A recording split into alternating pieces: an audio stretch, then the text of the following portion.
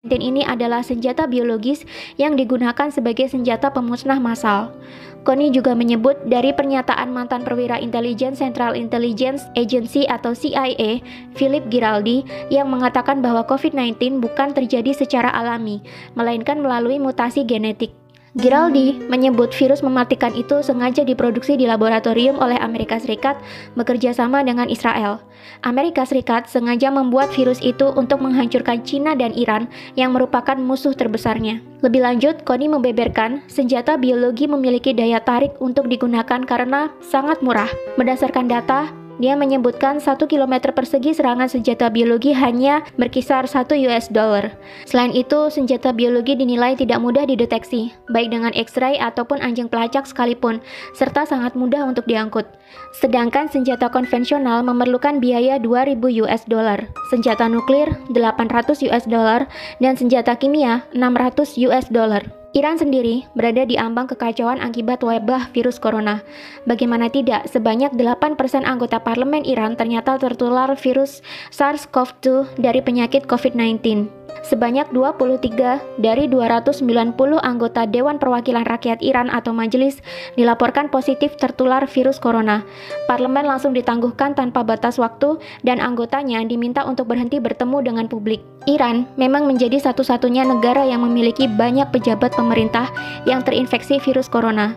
Wakil Presiden Massoumeh Ebtekar, Wakil Menteri Kesehatan Iraj Harirchi, Kepala Badan Darurat Nasional Pir Hossein Khalifan, dan Kepala Komite Keamanan Nasional Parlemen dan Hubungan Luar Negeri Mojtaba Zolnur dinyatakan positif terkena virus corona. Bahkan, penasihat utama Ayatollah Ali Khomeini, yakni Muhammad Mir Mohammadi, meninggal akibat tertular virus tersebut. 3. COVID-19 sengaja diproduksi oleh Illuminati untuk memulai ekonomi big start sehingga menguntungkan orang-orang terkaya di dunia yang berada di balik World Bank dan IMF. Menurut YouTube channel dari Astronaci International, COVID-19 ini memang sengaja diproduksi dan diedarkan untuk membuat kekacauan dan kerugian ekonomi secara global. Imbasnya, banyak sekali harga saham yang anjlok dan banyak investor menjualnya dengan harga murah. Selain itu, dengan merebaknya wabah COVID-19 ini, mau tidak mau akan memukul banyak negara bahkan dunia menuju ke kerugian ekonomi akibat tersedotnya banyak biaya untuk merawat warga yang sakit dan dirumahkannya banyak pekerja untuk mencegah penularan COVID-19 lebih lanjut.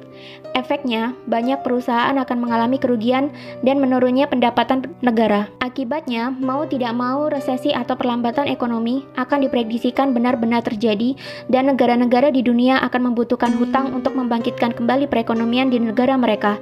Tentu saja kemana lagi negara-negara yang merugi ini akan berhutang jika bukan ke World Bank dan IMF. Sedangkan World Bank dan IMF yang menjadi bagian dari PBB sendiri memiliki penyokong dana di baliknya dan disinyalir adalah Illuminati, di mana Illuminati sendiri adalah perkumpulan rahasia yang tidak terekspos oleh media, di mana pesertanya sebagian adalah para konglomerat dunia dan diisukan menjadi dalang di balik revolusi Prancis, Perang Dunia I, dan Perang Dunia II. Selain mendapatkan banyak keuntungan dari bunga pinjaman, Illuminati juga disinyalir akan mendapatkan banyak keuntungan dari harga-harga saham yang jatuh, di mana mereka bisa membelinya sekarang dengan harga yang murah dan menjualnya kembali saat harga sudah tinggi, yakni ketika perekonomian global telah kembali pulih. Bagi penganut teori konspirasi, sudah tidak asing lagi bahwa Illuminati adalah sebuah organisasi rahasia yang berisikan anggota dari beragam profesi, mulai dari petinggi negara, konglomerat-konglomerat terkaya di dunia, hingga artis-artis kelas dunia.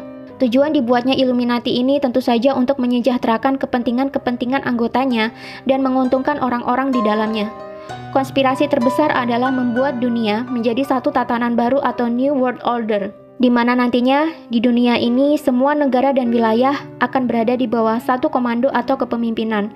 Tidak ada lagi perebutan kekuasaan internasional. Jika itu terjadi, tentunya akan mudah bagi anggota Illuminati mengontrol dunia dan mencetak kekayaan sebanyak-banyaknya dari seluruh belahan dunia. Untuk melancarkan maksud mereka ini, maka dibentuklah Organisasi Persatuan Dunia yang kita sebut sebagai PBB atau Persatuan Bangsa-Bangsa yang awalnya didirikan oleh Amerika, Inggris, dan Uni Soviet. PBB sendiri memiliki beberapa suborganisasi lebih kecil, di antaranya World Bank dan IMF, yang mengurus segala hal berkaitan dengan perekonomian dan perputaran uang di dunia.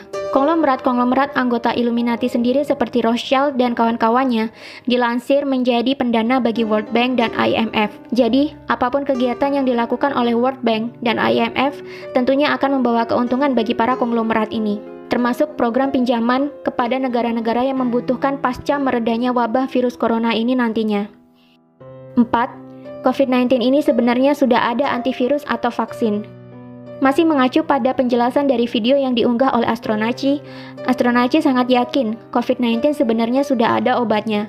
Illuminati bukanlah sekelompok orang yang bodoh yang menciptakan kekacauan global demi tercapainya ekonomi big start yang menguntungkan mereka, tanpa mereka membuat vaksin atau obatnya.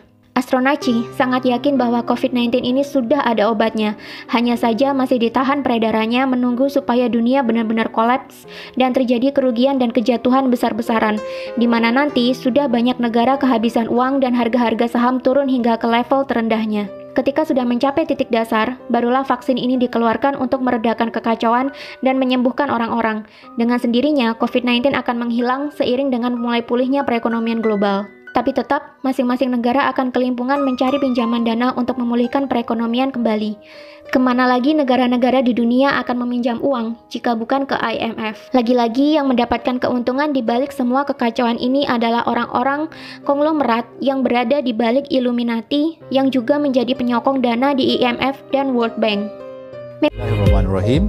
Assalamualaikum warahmatullahi wabarakatuh dan selamat sejahtera saya ucapkan kepada semua yang mendengar video ini. Saya akan menerangkan kepentingan teknologi cryptocurrency dan blockchain dalam menghadapi situasi pandemik COVID-19 melanda satu dunia ketika ini. Okey, kita sedia maklum bahawa sistem blockchain ini dia terbangunnya secara online. Jadi apabila terbangunnya secara online, untuk akses kepada sistem blockchain atau melakukan aktiviti daripada blockchain yang wujud dalam DDK ini boleh dilakukan di mana-mana.